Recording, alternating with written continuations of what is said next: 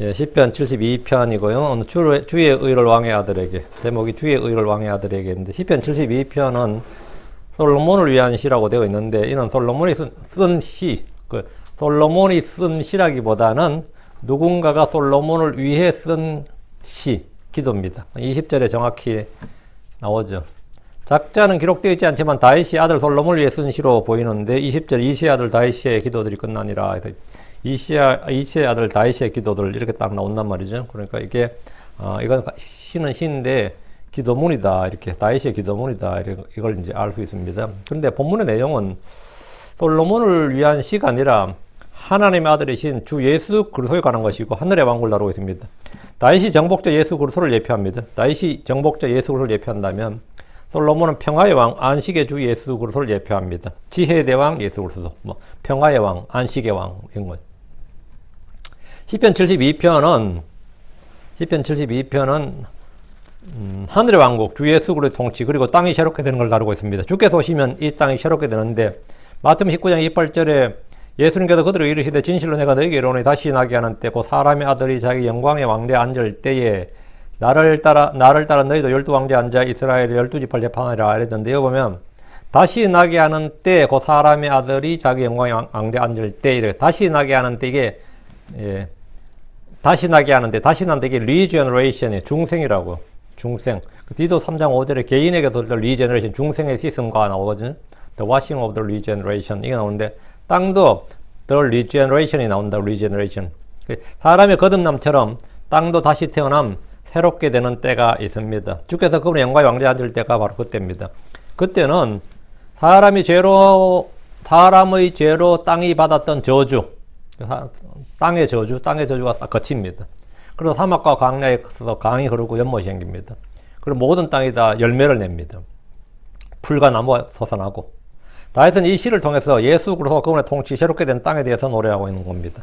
먼저 1절부터 8절까지의 말씀을 교리적으로 예언적으로 간략하게 정리해보면 1절에 나오는 왕의 아들 나오죠. 왕과 왕의 아들은 다윗의 아들, 다윗의 시라 불리는 예수 그리스도다.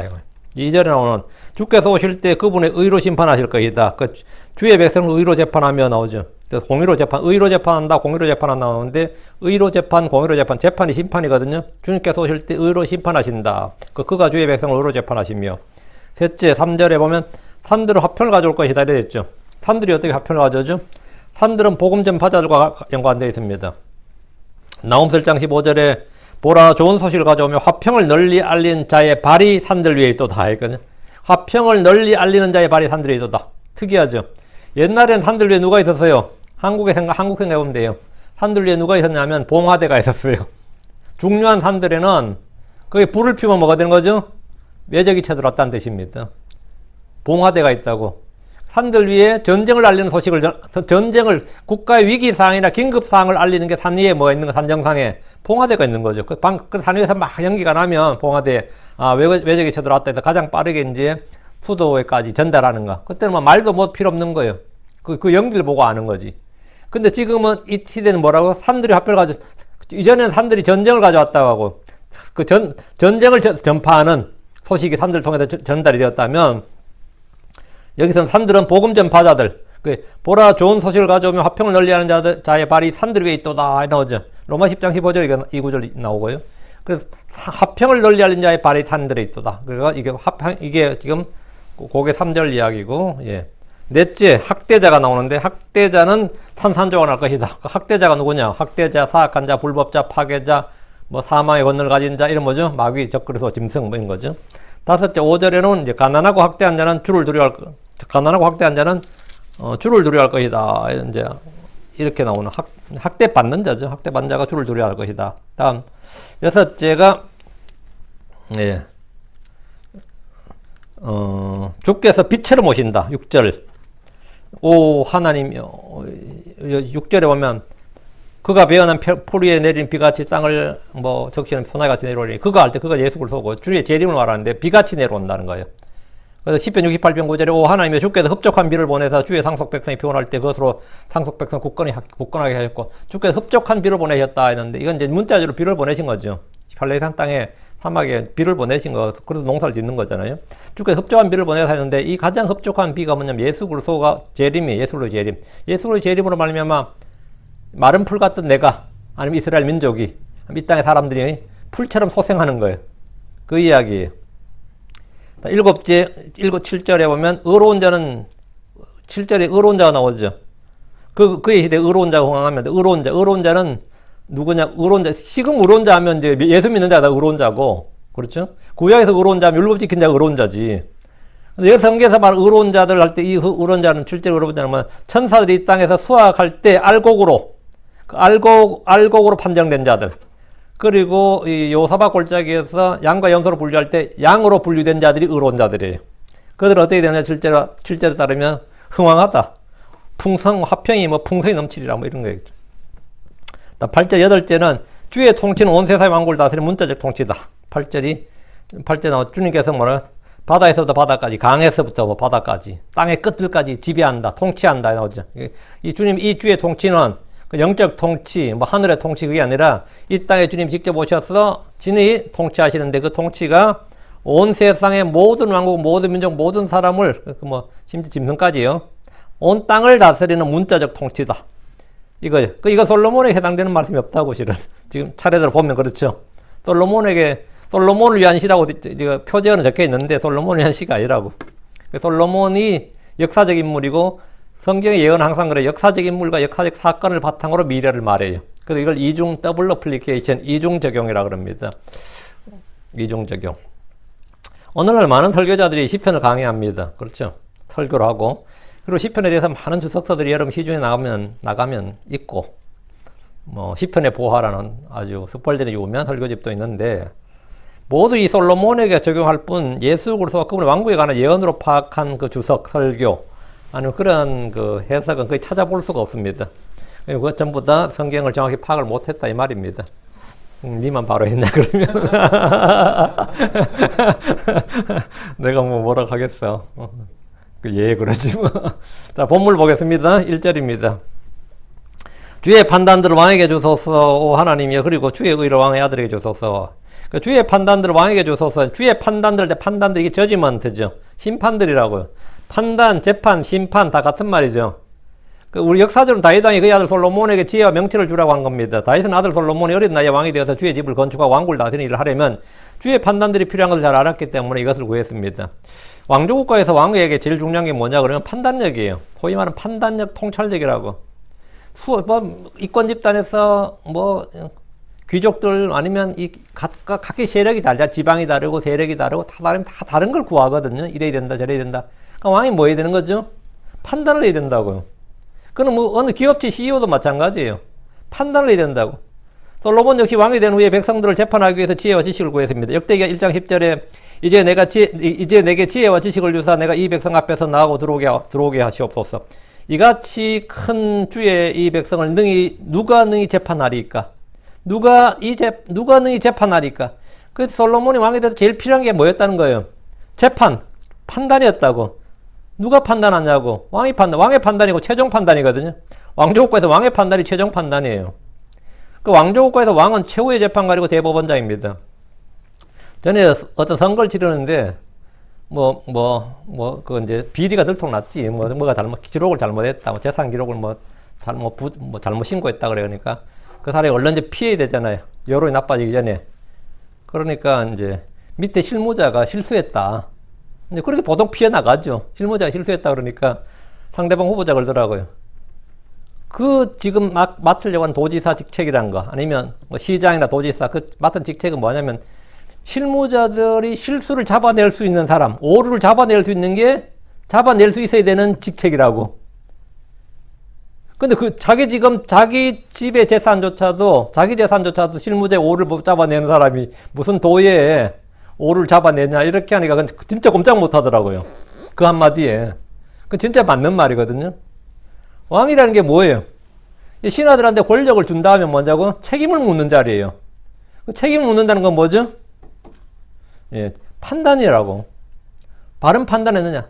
다니엘에게 권력을 주고 요셉에게 권력을 주고 모르드게에게 권력을 주는 왕은 뭐 하는 거예요? 나중에 그 책임을 묻는다고. 잘하면 계속 연임하고 못하면 건 자르고, 아니면 감옥 보내고 죽이고 이런 게 다 그런 거거든요.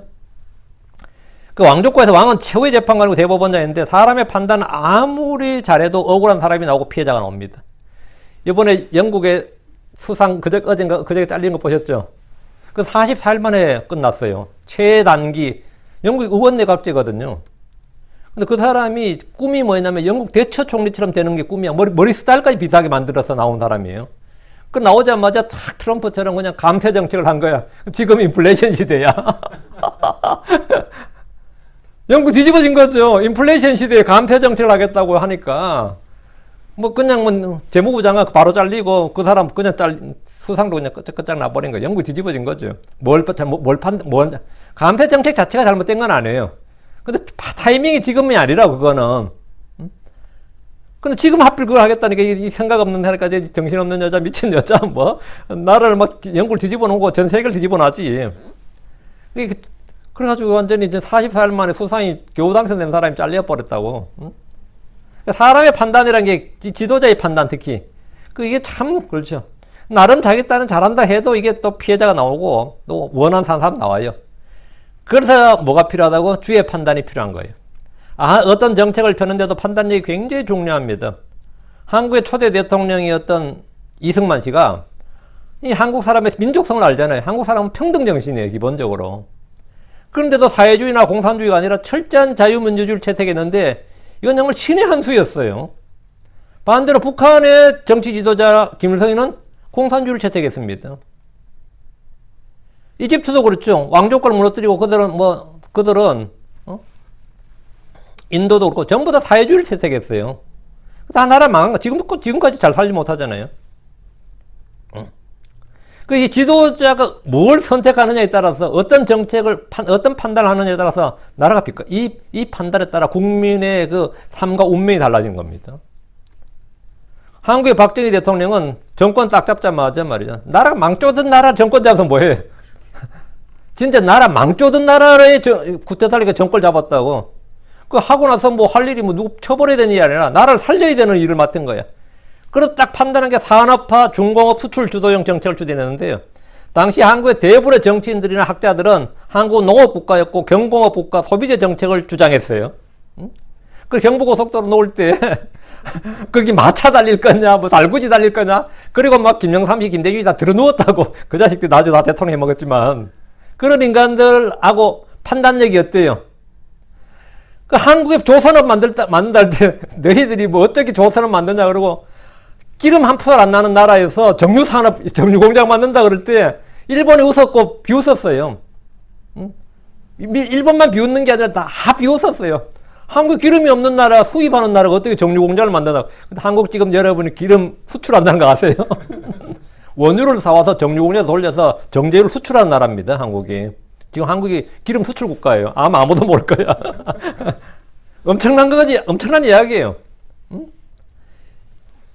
정치 지도자의 판단에 따라서 나라와 국민의 운명이 결정되는 거예요. 왕의 판단들은 그의 개인이 아닌 국가와 온 백성들의 삶에 절대적 영향을 미칩니다. 주의 판단들을 왕에게 주소서. 이거는 얼마나 중요한지 알겠죠? 주의 판단들을 왕에게 주소서. 이건 다윗이 자기가 40년 통치를 봤잖아요. 자기 40년을 통치해봤는데 자기가 통치할 때 맨날 싸우느라고 실제로 뭐 국가 안이라든가 뭐 복지 정치라든가 이런 천년대계를 세울 적은 아니었어. 맨날 싸우는 게 일이었다고 다윗은. 그 국방에 전념했단 말이지. 근데 어느 해결이 되고 나서 자기 죽어야 됐다고. 그 다윗이 이제 자신의 지혜와 경험과 판단으로 살아서는 왕을 못한다 이거예요. 하나님의 판단, 하나님의 판결과고 그것으로 통치해야 된다. 그러다가 이스라엘은 연방제 국가거든요. 12지파가 다 이 의견이 달라요. 12지파가 전부 다 의견이 다르다고. 그래서 이 솔로몬이 주께서 이 솔로몬을 왕으로 삼으라 해서 다윗이 아들 솔로몬을 삼았는데, 솔로몬 왕으로 삼았는데, 솔로몬이 나이가 어리단 말이지. 그래서 주께서 솔로몬에게 기름을 부어서 왕으로 삼게 하셨고, 솔로몬이 왕이 된 다음에는 주께 구하는데 이 똑같은 기도를 한 거예요. 뭐냐? 지혜와 명철을 달라고. 그 역대기야 1장 11절에 하나님께서 솔로몬에게 이르시되 이것이 내 마음에 있어 내가 부나 재물이나 명예나 내 원수들의 생명을 구하지 아니하고 장수하는 것도 구하지 아니하고 오직 내가 너를 왕으로 삼아 다스리게 한 내 백성을 재판하기 위하여 너 자신을 위해 지혜와 지식을 구하였으므로 그 재판하기 위해 백성들을 재판하기 위해서 지혜와 지식을 구했다. 이 재판한다는 말이 그냥 단순히 이 사형, 10년형 이런 게 많은 게 아니에요. 국가의 정책적 판단을 하는 급 저지먼트예요. 우리 이 땅에 살면서 언제나 주의 판단들이 필요합니다. 사람들의 판단이나 학자들의 판단이나 전문가의 판단이나 대상의 판단에 예민한 성도들이 많지만 정말 중요한 것은 주의 판단들입니다. 우리는 아무것도 육체를 따라 판단하지 않고 겉모양으로 판단하지 않고 의로운 판단으로 판단할 수 있어야 됩니다. 주께서 요한복음 7장 24절에 겉모양으로 판단하지 말고 의로운 판단으로 판단하라 하시니라 했습니다. 요한복음 8장 15절에도 너희는 육체를 따라 판단하나 나는 아무도 판단하지 아니하노라 였습니다. 그러니까 주의 판단들을 왕에게 주소서 이 기도는 크리스천들에도 굉장히 절실하게 필요한 기도입니다. 우리가 왕가의 제사장이기 때문입니다. 이 시대는 사람들이 정말 지식의 홍수시대라고 정말 정보가 많은 시대인데 정보가 너무 많다 보니까 문제가 터졌어요. 판단을 못한다는 거예요. 예전에는 선택의 영역이라는 게 별거 없었어요.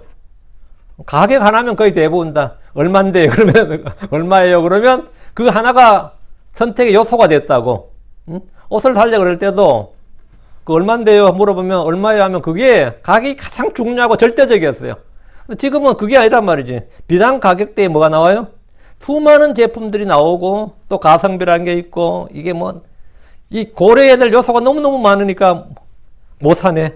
그러니까 그렇게 쇼핑 좋아하는 여자들도 지들 그 뭐 사이트에 올려 이 옷이 어때요? 하고 지가 입을 옷, 지가 살 옷을 뭐라고? 남한테 판단을 구한다고요. 의견을 구한다 그러는데 다들 판단을 구한다고. 이 시대는 사람들이 무엇이 옳은지 분간할 수 없다고 하소연하는 이들이 너무 많아요. 그래 백화점 가서 추천해 주세요 그러잖아.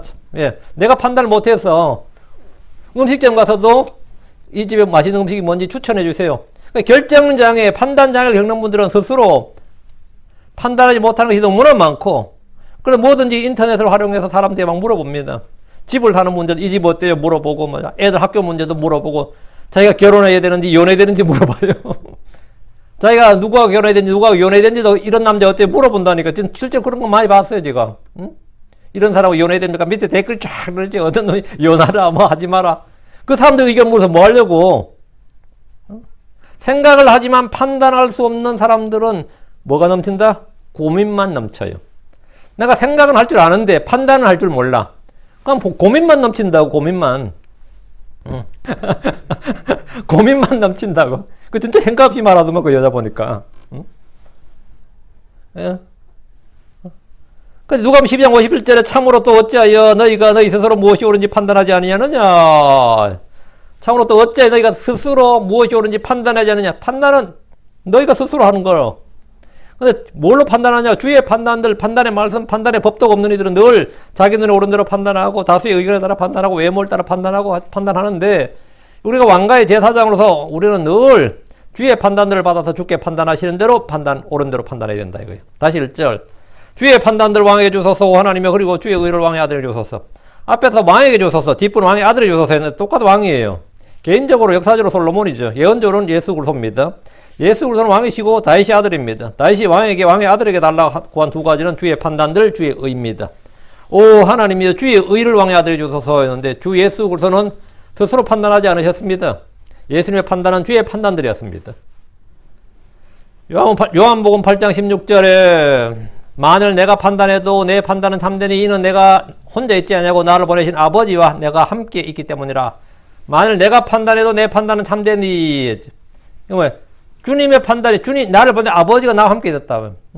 하나님 아들에게 심판을 모든 판단을 맡기셨어요. 요한복음 5장 52절 아버지께서 아무도 심판하지 아니하고 오히려 모든 심판 아들에게 맡기셨으니 모든 심판 아들에게 맡기셨다고. 요한복음 5장 27절 또 그가 사람의 아들이므로 그에게 또한 심판을 집행할 권위를 주셨느니라. 심판을 집행할 권위. 그 판단은 주께서 하신다고. 우리는 순종을 하는 거, 믿고 순종한 거지 판단한 자들이 아닙니다. 우리 믿고 순종을 한 자들이지. 하나님은 그분의 판단들을 왕에게 주셨습니다. 그래서 주의 판단들은 오류가 전혀 없습니다. 주의 판단은 참됩니다. 하나님은 주의 의를 예수 그리스도에게 주셨습니다. 예수 그리스도는 죄가 전혀 없으시고 불의가 전혀 없으시고 거짓이 없으시고 어둠이 없으시고 해가 없으시고 더러움이 없으시고 사람을 외모로 취함이 없으시고 변함이 없으시고 교활함도 없으신 분으로 하나님의 의 그 자체입니다. 예수 그리스도는 율법 밖에 있는 하나님의 의로서 율법과 대언자들이 증언한 의 하나님의 의입니다. 로마 3장 21절에 그러나 이제는 율법 밖에 있는 하나님이 곧 율법과 대언자들이 증언하는 의가 드러납니다. 유대인들은 이 의를 알지 못해서 자기 의를 세우려고 했고 율법의 의를 추구하다가 하나님의 의에 이르지 못했습니다. 2절 그가 주의 백성을 의로 재판하시며 또 주의 가난한 자를 공의로 재판하시라. 어떤 분이 여기에 성경 이중 적용에 대해서 알려달라면서 구체적인 예를 들어 설명해 줄 것을 구한 적이 있는데, 지금 시편의 대부분의 구절들이 다 성경 이중 적용이에요. 하나님의 예언의 말씀을 역사적 인물의 역사적 사건을 통해서 주실 때가 많습니다. 2절은 역사적으로 다윗의 아들 솔로몬을 위한 기도입니다. 예언적 교리적으로는 주 예수 그리스도에 관한 예언의 말씀입니다. 이것이 이중 적용입니다. 2절은 솔로몬을 하면 솔로몬이 40년간 통치하면서 뭐죠? 주의 백성을 의로 재판하고 주의 가난한 자를 공의로 재판하리라. 이게 솔로몬에 관한 거지. 근데 이건 예수 그리스도에 관한 말씀입니다. 그리고 이런 말씀을 또 우리에게 적용하면 우리가 영적 교훈적으로 적용할 수 있죠. 우리 크리스천들은 뭐라고? 항상 의로 재판하고 판단할 때 의로, 외모로, 아니고, 육신으로 아니고, 겉모양으로 아니고, 의로 재판하고, 공의로 재판해야 된다고. 그렇게 판단해야 된다고. 예. 이 말씀들 중에 우리에게는 영적 교훈적으로 적용할 수 있다, 이 말이에요. 그럼 3중 적용이 되는 거죠. 그가 주의 백성을 의로 재판하시며, 이 말은 다윗이나 솔로몬 왕이 주의 백성을 의로 재판했다고 적용하면 역사적 적용이고 개인적 적용이 됩니다. 우리도 그렇게 재판해야 된다, 그렇게 판단해야 된다 하면 그것도 충분히 교훈적으로 받아들일 수 있어요. 우리는 무엇이든지 겉모양이나 외모가 아니라 의로 재판해야 됩니다. 뭐 사무엘 같은 사람도 다윗의 아들 봤을 때 엘리압 보고 보면 야, 이 사람이 왕이 될 인물이다 그랬잖아요. 주님께서 뭐 그의 키나 외모를 보지 말하잖아요.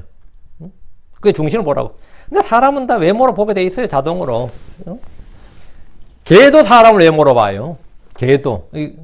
개가 사람 외모로 안 볼 것 같죠. 일단 외모로 봐요. 근데 외모로 보는데 이제 친해지면 이제 그러면 그게 이제 없어지는 거죠. 그 다음에는 계속 하죠. 근데 걔는 일평생 충성할 것 같아도 그래도 또 안 걸잖아요. 또 새로운 주인 만나면 어때? 다 적응해서 잘 살잖아. 그죠? 우리가 걔에 대해서 칭송하겠서는 평생 안 변한다. 그런 건 없어요. 또 새 주인 만나면 또 아양 떨고 잘 살아요. 아닐 것 같아지만 전혀 그렇지 않아. 다 또 적응해서 잘 살아요. 이 재판의 핵심은 뭐냐? 재판의 핵심, 판단의 핵심은 공의, 정의, 공평, 이는 한마디 의란 말, 의. 그 의가 없는 재판은 재판이 아니라 법을 이용한 폭력이지. 법을 이용한 사기고, 법을 이용한 폭력이란 말이죠. 주께서는 언제나 의로 재판하십니다. 주의 재판은 돈이나 권력이나 지위나 뇌물이나 명예나 인기나 민심 등 그 어느 것도 전혀 고려의 대상이 되지 않습니다. 주께서는 오직 의로 심판하십니다. 본문에서 주의 백성을 의로 재판하시는 그는 할 때 그는 솔로몬이 아니라 주 예수 그리스도에 관한 예언입니다. 물론 솔로몬도 한때는 주의 백성을 의로 심판했습니다. 의로 재판했어요. 그래 이방인들을 아내로 취했고 우상 숭배 빠져들었습니다. 그는 그의 지혜와 명철은 점점 흐릿해져서 참 젊을 땐 총기가 넘쳤는데 말이지. 온 백성들이 그의 지혜를 칭찬했고 그의 지혜는 온 세상에 널리 퍼져서 스바 여원까지 찾아오고 이 정도였다고. 전 세계로 유명했단 말이에요. 근데 이게 점점 그것도 총기가 흐릿해지니까 백성들의 과도한 노역과 세금을 거둠으로써 왕국을 분열시키는 단초를 제공하고 백성들 속에 불만이 점점 쌓아지고 말이죠. 그랬었죠. 네. 이제 여러분 그가 주의 백성을 의로 재판하시며 했는데 이 말씀 우리 주 예수님께서 의의 왕이시고 의로 심판하실 분임을 말씀합니다. 다시 2절 또 주의 가난한 자를 공의로 재판하리라. 이 역시 주 예수님 사역이 주의 가난한 자 이 말은 주의 가난한 자 주님으로 은혜서 가난한 자 게으름으로 탕진하고 게으름으로 부패로 욕심으로 불법으로 이렇게 가난해지냐 그거 말고 주의 가난한 자 이 말은 뭐냐 주와 복음을 위해서 의로 인해서 핍박을 받고 가난해진 자 이 말이에요. 주의 가난한 자를 공의로 재판하리라. 영이 가난한 자는 복이 있습니다. 대환란 때 짐승의 표를 받지 않고 산으로 광야로 도망간 사람들, 믿음을 끝까지 지킨 자들, 이런 사람들이 주의 가난한 자예요. 그리고 이 사람들을 구제하고 먹이고 하느라고 내가 가난하게 됐다. 그것도 주의 가난한 자지. 근데 주께서 오실 때 넘치도록 보상을 해주셨는데 주의 가난한 자를 공의로 재판하리라 했잖아. 그가 행한 대로 주님께서 갚아주신다 이 말이. 그런 세상에 그런 의미는 없다 하지만 세상에 없는지 몰라도 주님 안에는 늘 있죠. 이제 3절입니다. 여러분 이 땅에서 지금 한 모든 의는 말이죠. 하나님께서 여러분 선행, 여러분 행한 의, 주님께서 결코 잊지 않으십니다. 이건 히브리서 6장 10절 나오지만 하나님께서 결코 잊지 않으신다고. 여러분이 행한 모든 것을 다 넘치게 보상을 받을 겁니다. 3절 산들이 의로 말미암아 그 백성에게 화평을 가져오며 또 작은 산들도 그러하리이다. 어느 나라나 전쟁이 터지면 산들은 최전선의 방어선이 돼요. 최전선이. 그 여러분 산들마다 요새가 있고, 지금도 한국에도 마찬가지예요. 산들에 있어요. 산들에 있어요. 부대 중요한 건 다 산들에 있습니다. 고대나 중세의 국경 지역에 산에 산성을 쌓고 요새를 만드는 것은 방어의 기본입니다.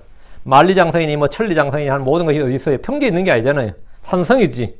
그래서 천리장성도 산성이고 만리장성도 산 꼭대기에 있지. 산 꼭대기 있다고. 모두 산에다 성을 쌓는 거예요. 지금도 대부분의 군부대들이 산에 배치되어 있습니다. 산들은 천연의 요새로 방어가 쉽기 때문입니다.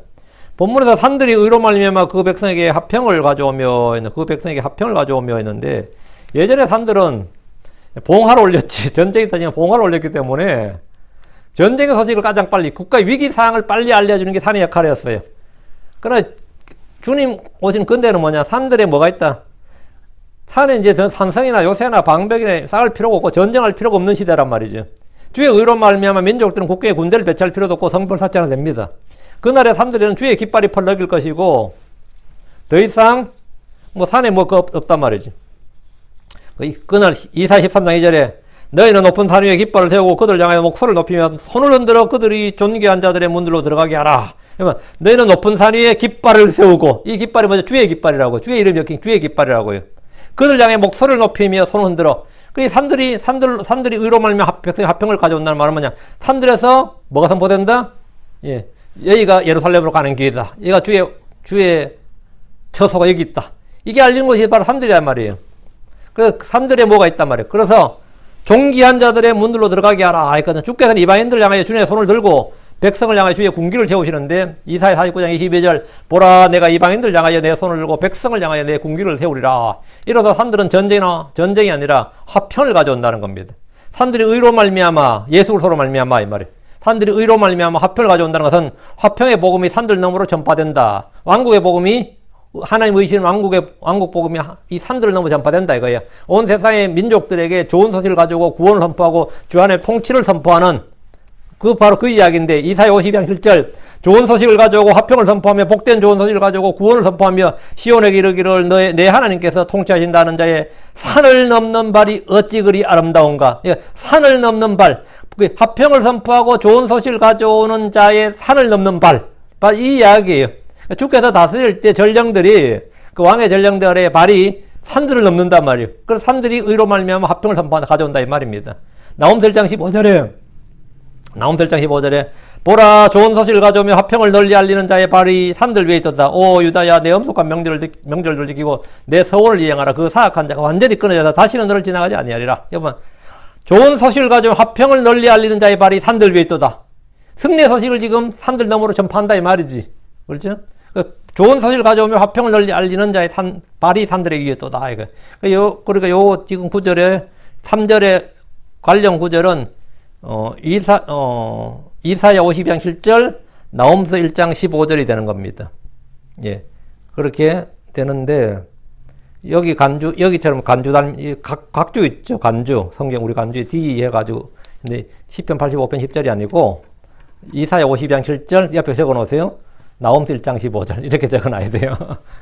정확하게. 관주가 정확히 잡혀야죠. 산들이 의로 말미암아 화평을 가져온다 말씀이 바로 뭐냐. 이 의미예요. 딱 와닿죠, 이게. 그럼 뭐, 3절 말씀이 다 와닿을 겁니다. 그렇지 않으면 3절이 해석이 안 될 겁니다. 4절입니다. 그가 백성에 관한 자를 재판할 것이요. 그가 궁핍한 자의 자녀를 구원하리라. 또 학대하는 자를 산산조각 내리라. 그가 할 때 그가 누구였어요? 당연히 예수님이죠. 제지마신 예수님이지. 솔로몬이 그의 통치 40년 동안 일을 했다고 해석한 것이 문제 일반적이지만, 본문은 예언의 말씀을 우리 주께서 행하실 일입니다. 주께서는 백성에 관한 자를 재판하십니다. 궁핍한 자의 자녀들을 구원하십니다. 이것은 초림 때 사역이 아니라 재림 때 하늘의 왕국에서 친히 통치하실 때 하시는 사역입니다. 그날에 주께서는 가난한 자, 궁핍한 자의 자녀들을 풍족하게 하십니다.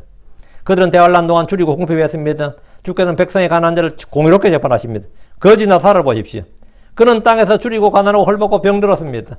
그런 그가 주를 믿었고 믿음으로 죽었어요. 믿는 자의 죽음이었다고. 근데 죽어서 어땠어요? 누가복음 16장 25절에 아브라함이 이르되 아들아 너는 내 생전에 좋은 것 너희 좋은 것을 받았고 그와 같이 나사로는 나쁜 것들을 받았음을 기억하라. 그러나 이제 그는 위로를 받고 너는 고통을 받느니라. 그 나사로가 죽었지만 그는 뭐 위로를 받고, 그래서 아브라함이 보면서 위로를 받았단 말이죠. 다음에 부활하면 뭐가 되는 거죠? 예, 당연히 부자가 되는 거지. 이것이 가난한 자에 대한 주의 재판, 심판입니다. 다시 4절. 그가 궁핍한 자의 자녀들을 구원하리라. 이 말씀에서 구원은 죄에서 구원, 혼의 구원이 아니고 가난과 궁핍에서의 구원입니다. 아, 이놈의 가난이 대체 언제 끊어질까? 이렇게 생각하는데 언제 끊어진다고? 주께서 오시면 끊어져요. 주께서 재림하시고 통치하시면 끊어진다고. 뭐 가난한 나라도 어떻게 할 수 없다 그러지, 나라님도 어떻게 할 수 없다 그러는데 예수님은 할 수 있어요. 왕이신 예수님은 가난을 해결할 수 있다고. 질병도 해결할 수 있어요. 폭력도 해결할 수 있고 이 땅의 모든 재앙을 다 해결할 수, 전쟁도 다 해결이 가능합니다. 그날의 땅에는 기근이 없고 병든 자가 없고 약한 자가 없습니다. 주께서 친히 통치하시는 왕국에서는 가난한 자들이 배부르게 되고 궁핍한 자의 자녀들이 넘치도록 풍족하고 만족하게 됩니다. 그날에는 모든 병든 자들이 질병에서 구원받습니다. 모든 약한 자들도 그들 약함에서 구원받게 됩니다. 그날에 너희 가난한 자는 복이 있다는 말씀이 문자적으로 물리적으로 성취가 됩니다. 다시 4절. 또 학대하는 자는 산산조각 내리라. 학대하는 자는 산산조각 내리라. 학대하는 자를 산산조각 내는 거죠. 예. 여기서 학대한 자가 누굽니까? 학대한 자가 누구예요? 이집트에서 이스라엘의 학대하는 자는 파라오였습니다. 아시리아는 이스라엘의 학대자였고 바벨론은 유다를 침략하고 포로로 잡아간 학대자였습니다. 이런 학대자는 대환란 때 이스라엘 핍박하는 학대자, 마귀의 모형입니다. 용과 짐승, 거짓된 언자는 대환란 때 이스라엘 죽이는 학대자입니다. 짐승은 사악한 자요, 불법자요, 거짓말쟁이요, 살인자요, 학대하는 자입니다. 그는 성도들을 학대합니다. 유대인들을 학대합니다. 짐승의 표를 받지 않고 그 형상에 경배하지 않는 자들을 학대합니다. 주 예수로의 믿음과 하나님의 명령을 지킨 자들을 학대합니다.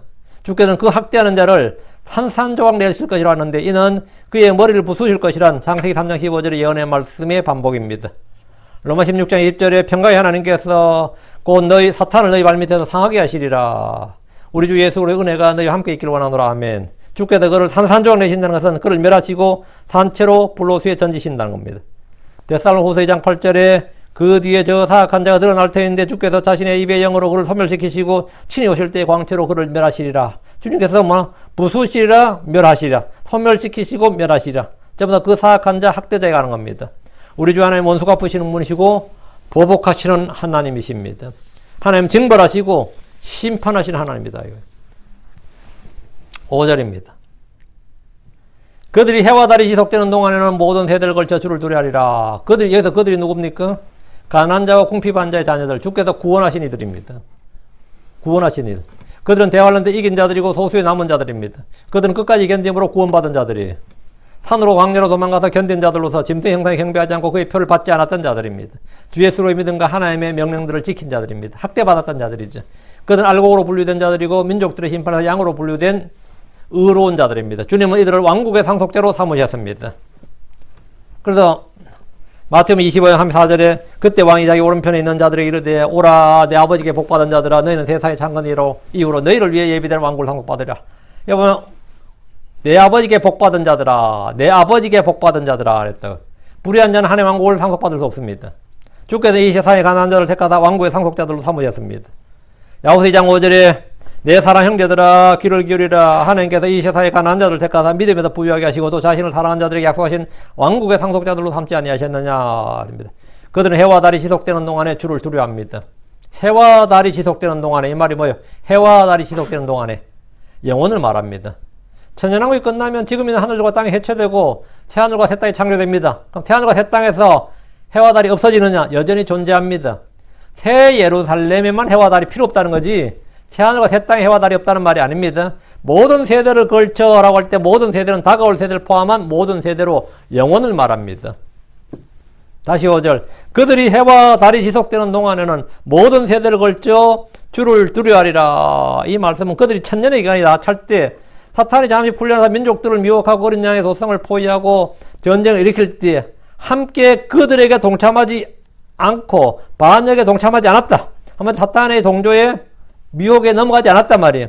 그들이 해와 달이 지속되는 동안은 모든 세대를 걸쳐 주를 두려워하리라. 모든 세대를 걸쳐 주를 천년 동안 내내 주를 두려워하고 영원 세계로 간다 이거예요. 이게 천년왕국에서 구원이에요. 천년에서 구원은 그 마귀의 미혹에 넘어가면 그 구원을 잃어버리는 겁니다. 그 사탄이 풀려났을 때 사탄의 미혹에 넘어가면 곡과 마곡 나오죠. 곡과 마곡 나오는데 거기 미혹에 넘어가면 그건 망하는 거예요. 그건 구원을 잃어버리는 거라고. 그게 천년왕국에서 구원은 그 하나에 달렸어요. 물론 천년왕국 동안에 숨어서 돼지고기 먹고 쥐를 잡아먹고 하는데 나오는데 그들도 당연히 주님께서 그때는 의의 통치니까 다 멸하시고, 천년왕국 때 죄 지으면 하나님께서 바로 심판해요. 그때는 상벌이, 지금처럼 심판이 늦게 집행되는 게 아닙니다. 바로바로 집행됩니다. 주님께서 의의 통치, 철장 통치라고. 하나님께서 어쨌든 그 천년이 차고 사탄이 풀려날 때 그와 동참한 수많은 모래수와 같은 헤아릴 수만 동참한단 말이에요. 그때 주님께서 하늘에서 불을 내려서 그들 단시간에 바로 멸해버리신단 말이죠. 멸망과 심판이 있어요. 그 해와 달이 지속되는 동안 모든 세대에 걸쳐 주를 두려워야 한다. 이 말은 뭐죠? 나는 주를 두려워해서 그 동참 안 한단 말이지. 이들이 뭐냐? 하늘의 왕국에서 구원받는 자들이. 이 시대에 구원받는 자들은 뭐예요? 주 예수로 복을 믿는 자들이지. 대환란 때 구원받는 자들은 뭐죠? 짐승의 표를 받지 않고 끝까지 견디는 자가 구원받는 거예요. 하늘의 왕국에서 뭐죠? 주를 두려워하는 자들이 구원을 받습니다. 그 이제 구원이라는 의미를 아시겠죠? 그러면 이들은 뭐 영혼으로 들어가는 거예요. 영혼 세계로. 그건 영혼세로 들어가는 겁니다.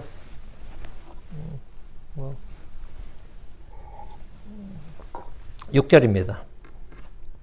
그가 베어낸 풀 위에 내린 비같이 땅을 적시는 소나기같이 내려오시리라. 그가 내려오시리라. 이게 뭐죠? 재림이지. 주의 재림, 지상 재림이라고요. 이 구절은 우리 주 예수 그리스도의 재림에 대한 상세한 묘사예요.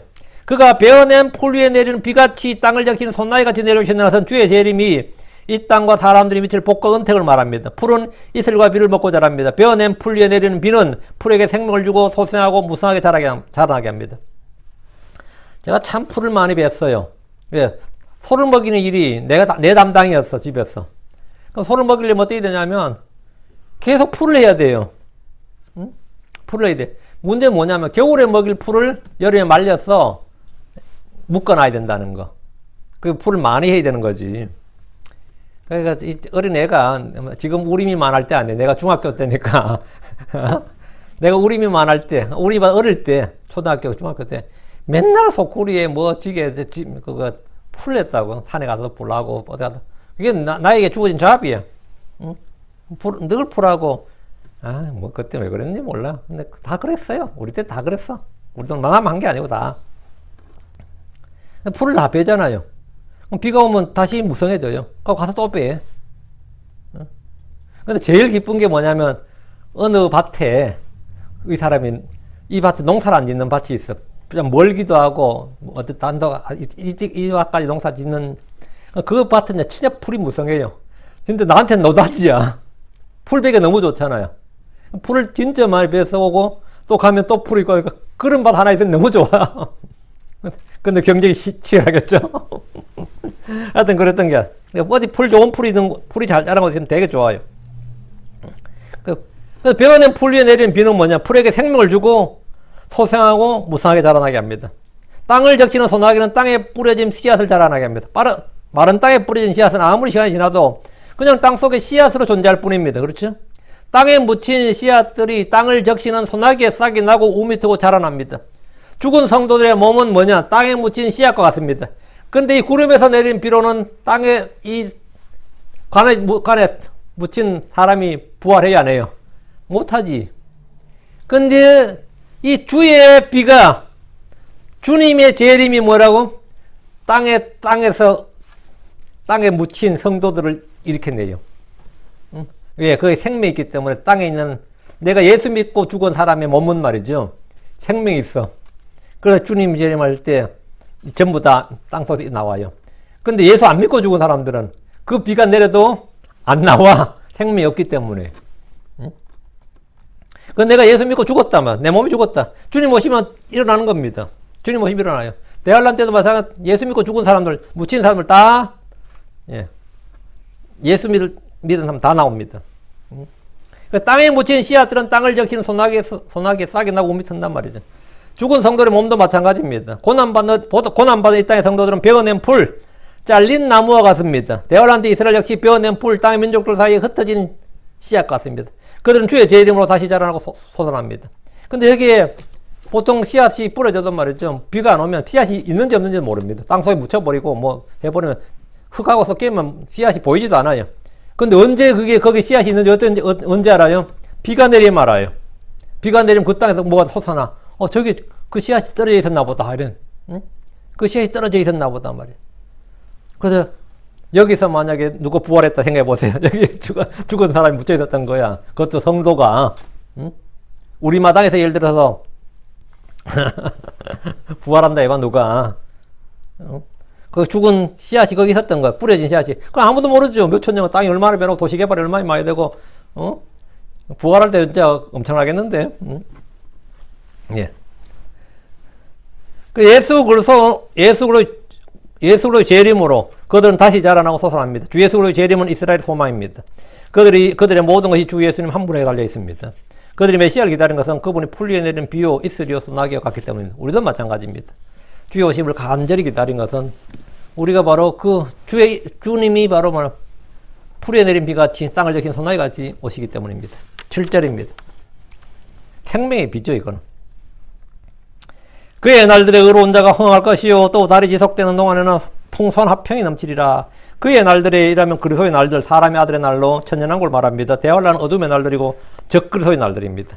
야곱의 고난의 날들을 이제 주의 날들 이렇게 부르기도 하는데 7년 대환란입니다. 본문이 말하는 그의 날들은 왕국의 날들이고 여기서 말하는 의로운 자들은 천사들이 이 땅에 알곡과 가라지로 분류할 때 알곡으로 분류된 자들인데 정확히 마태복음 13장 43절에 의로운 자들의 정의가 나와죠. 마태복음 13장 43절 보시면 그때 의로운 자들은 자기들의 아버지의 왕국에서 해같이 빛나리라. 들을 수 있는 자는 들을지어다. 그때 의로운 자들은 자기들의 아버지의 왕국에서 하늘의 왕국에서 말해 해같이 빛나리라. 여기 해같이 빛나리라고 우리 주님께서 말씀하신 여기가 뭐냐면 흥왕할 것이요 풍성한 화평이 넘치라 이거예요. 의로운 자란 대환란 때 하나님의 백성들을 돕는 자들로서 양들로 분류된 자들, 알고로 분류된 자들이에요. 마태복음 25장 37절에 그때 의로운 자들이 그분께 응답하여 이르되 주여 어느 때 우리가 주께서 줄이신 것을 보고 잡수시게 하였나이까 목마르신 것을 보고 마실 것을 드렸나이까 하는 사람도 있죠. 그들이 주님께 드린 게 아니라 그들은 주의 형제들에게 그 유대인들이 드린 건데 주님께서 내게 한 것이다. 이 작은 자들을 하나에게 한 것이 내게 한 것이다 했단 말이죠. 우리가 이웃을 사랑해야 되는 이유가 바로 여기 있는 거죠. 이웃 사랑, 형제 사랑의 목적이 뭐냐? 내게 한 것이니라. 주님께서 다 내게 한 것이니라. 이들 의로운 자들은 땅에서는 가난하고 궁핍하고 학대를 받았지만 하늘의 왕국에서는 흥왕할 것입니다. 성경은 이들 의로운 자들의 성공과 번영과 형통에 대해서 이렇게 말합니다. 시편 92편 12절에 의로운 자는 종려나무같이 흥왕하며 레바논의 백향목같이 자라리라. 의로운 자는 종려나무같이 흥왕하며 레바논의 백향목같이 자라리라. 이건 좀 오늘날 모든 크리스찬들이 한 꿈꾸는 근데 지금은 이걸 우리가 기복주의라 그러는데 그날은 기복주의가 아니에요. 이게 현실이야. 시편 92편 13, 14절 주의 집에 심긴 자들은 우리 하나님의 뜰 안에서 흥황하려다. 그들은 늙어서도 여전히 열매를 맺으며 기름지고 흥황하리니 했습니다. 지금은 사악한 자들이 더 잘 사는 것 같고 의인들이 고난을 받는 시대처럼 보입니다. 그러나 그날에는 사악한 자들은 멸망하고 사악한 자의 집은 뒤집어지고 의로운 자들은 종려나무 백향목처럼 자라납니다. 잠언 14장 11절에 사악한 자의 집은 뒤엎어지려니와 곧바른 자의 장막은 흥황하리라. 사악한 자의 집은 뒤엎어지려니와 곧바른 자의 장막은 흥황하리라. 그러니까 내가 곧바르게 살았다는 것이 결코 후회되는 일이 아니다 말이죠. 결코 미치는 장사가 아니다 말이죠. 여러분 진짜 미치는 장사가 아니에요. 미치는 장사가 아니에요. 다시 7절 또 달이 지속되는 동안에는 풍성한 화평이 넘치리라. 달이 지속되는 것은 하늘에 달이 있는 동안이란 뜻인데 그의 날들의 영원성을 표현하는 말입니다. 해가 있는 동안 달이 있는 동안 같은 말은 변함없는 지속성 영원성을 보여주는 말로 풍성한 화평이 계속해서 끊어지지 않고 넘친다는 말입니다. 우리의 세대도 마찬가지입니다. 지금 이 시대에는 전쟁할 때가 있고 화평할 때가 있죠. 씨를 뿌리는 때가 있고 거두는 때가 있고 무너뜨릴 때가 있고 세울 때가 있고 이럴 때가 전도서 때가 있다잖아요. 근데 그의 날에 뭐라고? 화평이 계속해서 무궁무진하게 계속 넘친단 말이죠. 그다음 화평 말고 번창함이 끝이 없다는 거죠. 와 이것도 상상 불가다 진짜. 상상이 안 가는 상상 불가의 그런 내용입니다. 계속해서 화평이 넘친다 생각해봐 흥황하다. 8절입니다. 그가 또한 바다에서부터 바다까지 그리고 강에서부터 땅의 끝들까지 지배하리라. 그가 누구였어요 당연히. 여기서 그를 솔로몬에 적하면 솔로몬이 지중해 바다에서 여매까지 사해까지 지중해 바다에서 뭐 여매까지 또는 저 밑에 뭐 홍해 바다까지 모두 차지한 왕으로 이렇게 해석할 수 있겠죠. 근데 본문은 주 예수 그리스도의 통치 왕권에 적용해야 됩니다. 재림하신 주께서 바다에서 바다까지 통치하시고 강에서부터 유프라테스 강을 비롯해서 유프라테스 강에서부터 땅의 모든 끝들까지 지배하신단 말이죠. 이 말은 주 예수님의 통치가 전 세계적일 뿐 아니라 전 우주적 통치다 이 말입니다. 전 우주적 통치다 이 말. 땅의 끝들이란 말은 온 세상 지구촌 전체를 통치하는 표현이고 그때는 뭐 둘째 하늘에 있는 바다도 주님께서 통치한다고. 바다에서부터 바다까지. 하겠다. 전 우주적 통치라고요. 물론 이제 그거 받아들여 없어져요. 이제 천년왕 끝날 때는 이제 없어지는데 새하늘과 새 땅에는 아무 없을 겁니다. 땅의 끝들이란 말은 온 세상 지구촌 전체를 통치하는 말인데 주님께서 지배하리라 이 말에 통치하리라 지배하리라 주님의 통치 그 주님의 왕권 그 전 우주적인 통치 왕권을 말한다 이 말이에요. 근데 이건 뭐 전혀 해석에는 전혀 문제 없고 읽으면 그냥 탁 와닿는 주 예수님의 재림 하늘의 왕국과 하늘의 왕국 통치가 하나님의 왕국과 합쳐지고 하늘의 왕국의 통치와 일치하는구나 이렇게 그냥 한눈에 그냥 확 와닿죠. 우리 킹덤 성경 믿는 분들이야 우리 성경만 분들은 이건 뭐 너무나 생생하게 와닿는 말씀입니다. 자, 오늘은 1절부터 8절까지 솔로몬을 위한 시인데 그 솔로몬을 예표하는 의의 왕, 화평의 왕, 안식의 주, 그리고 지혜의 대왕, 예수 그리스도가 누군지, 그 예수 그리스도의 통치가 무엇인지를 쫙 설명하는 지금 노래한 그런 시다 이렇게 이해하시면 되겠습니다. 그리고 우리가 그 주님의 오심을 저희가 지금 기다리고 또 그분께 소망을 두고 있는 겁니다. 8절까지 지배하리라까지 하고요. 9절 부터 광야에 가는 자들부터 광야에 가는 자들 하면 이제 아라비아 사막에 가는 여러분 아라비아라는 나라가 지금 왜 사우디아라비아 된지 본래 아라비아죠. 아라비아가 지금 사우디아라비아죠. 그 사우드 아라비아가 정식 이름이고 사우드는 아라비아에 사는 한 족장 한 가문의 이름입니다. 사우드 가문의 아라비아 사우드 가문이 왕이 된 아라비아 이 말이에요. 그래 사우디아라비아라 그러는데 지금은 아라비아죠. 광야에 가는 자들인데 사우디아라비아도 9절에는 이제 주님께 나와서 경배한다 이 말이에요. 거기가 뭐가 있죠? 메카가 있는 곳이잖아. 사우디아라비아가 메카가 있는 곳이에요. 전 세계 무슬림들이 평생에 한 번은 사우디아라비아로 가서 경배해야 되는 곳이야. 거기가 자기들이 메카의 종주국이라잖아요. 그 무슬림의 종주국이 사우디인데 아라비아에 가는 자들도 주께 나서 경배한다. 이 말은 뭐죠? 예. 뭐 불교, 무슬림, 필요 없이 다 주께 경배한다 이 말이지. 오늘은 주의 왕의 아들에게 내일 계속 이게 이어지는데 한 시간에 나 못하니까 여기까지만 하고 말씀 중간에 약간 끊기는 느낌이라서 좀 아쉽긴 한데 연속극 보는 기분으로 이어지면 되겠죠. 내일 계속합시다. 이제 바로 이어지니까요. 자, 긴급히도 합시다. 위대하시고 거룩한 주 하나님 감사합니다. 하나님께서 오늘도 은혜를 위해서 하나님의 말씀을 선포하게 해주시고 또 하나님의 말씀을 통해서 우리 주 예수 그리스도께서 앞으로 행하실 일들을 보여주셔서 감사합니다. 아버지 주님께서 속히 오셔서 우리를 구속하시고 또 아버지 하나님 저희가 주님과 함께 이 땅에 내려와서 이 땅의 그 영광스러운 통치 또 주님이 지배하시는 이 온 세상 이 모든 것을 저희가 동참해 가시고 또 왕자에 함께 하심을 감사합니다. 우리를 왕과 제사장을 삼아주시고 땅에서 함께 통치할 수 있도록 해주심을 감사하고 아버지 하나님 저희가 이 땅에서 의를 향하고 선을 향하고 주의 영광을 위해서 일할 수 있는 그런 성도를 되도록 해주시옵소서. 저에게 힘을 주시고 지혜를 허락하여 주시길 간구합니다. 사랑하는 아버지 하나님 왕의 아들에게 참 주의 판단을 달라고 한 것처럼 저희에게 주의 말씀을 주시고 주의 판단을 허락하여 주시옵소서. 저희가 헛된 판단이나 어리석은 판단을 하지 않고 늘 의로운 판단으로 판단하게 해주시옵소서. 저희 눈에 오른 대로가 아니라 주의 눈에 오른 대로 세상에 오른 대로가 아니라 사람들의 눈에 오른 것이 아니라 아버지 하나님 주의 눈에 오른 대로 늘 판단할 수 있도록 해주시옵소서. 아버지는 선하고 의로운 판단으로 저희가 그 판단을 따라서 살 수 있기를 원합니다. 아버지 판단의 법도를 판단의 명령을 저희 마음속에 아버지 하나님 참으로 단단히 박힌 목과 같이 그렇게 박아주시고 아버지 굳건하게 세워주십시오. 감사드리며 주의 손 기도합니다. 아멘. 아멘.